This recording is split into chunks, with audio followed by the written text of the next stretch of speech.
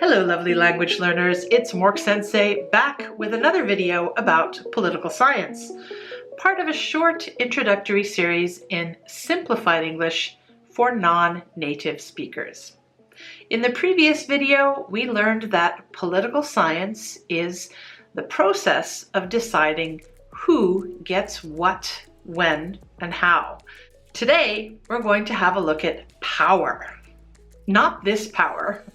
No, not this one. And no, not this power either. No, I mean political power. Let's get started. When there are conflicts of interest, people use power to get what they want.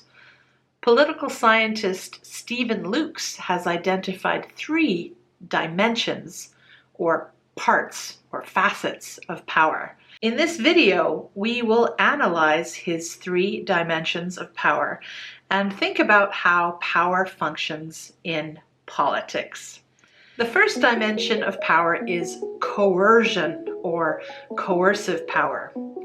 Coercive power is the most direct form of power. This kind of power uses threat of force.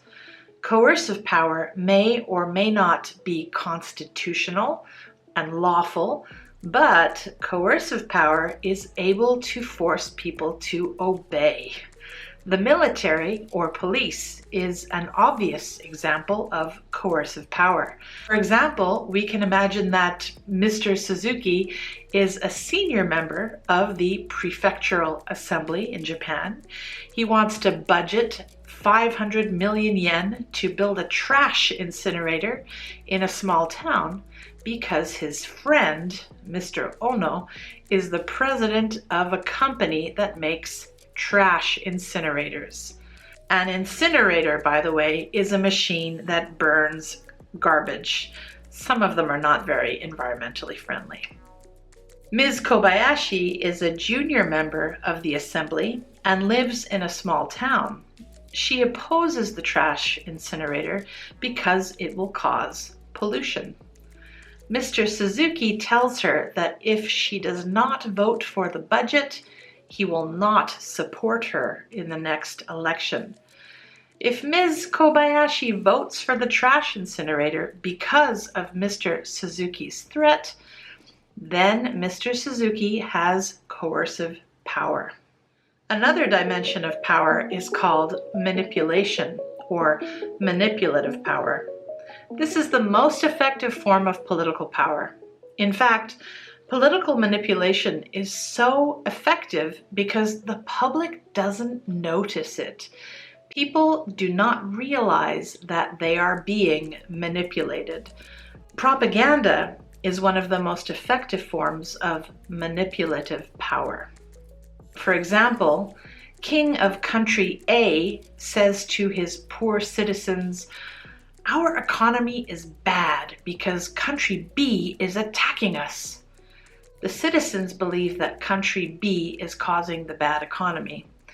The king says this because he does not want the citizens to know that the real problem is his management, not Country B. Political influence, or persuasion, is a more complex form of political power. Political scientist Richard Perloff defines political persuasion as a process of trying to convince other people to change their attitudes or behavior on political issues. In democracies, the media, the wealthy, interest groups, and the opinions of the electorate all have political influence. Religious groups and important families may also have a key influence on government decisions. For example, large student demonstrations for gun control sometimes influence presidential campaigns in the United States. Statements from religious group leaders, such as the Pope, often have strong political messages to stop human rights violations in the world. Because people have different interests, there are conflicts in society. When those conflicts are about who gets what, when, and how, they are political. There are 3 dimensions of power we learned in this video. The first dimension is coercive power. It's getting people to think or do things that they do not want to do by threatening them. The second dimension is manipulation. It means getting people to do what you want without them necessarily knowing. The third dimension of power is persuasion. It means convincing people to think or do what you want. So, which type of power do you think is the best? Write your comments below, and I'll see you in the next video, which is about collective action.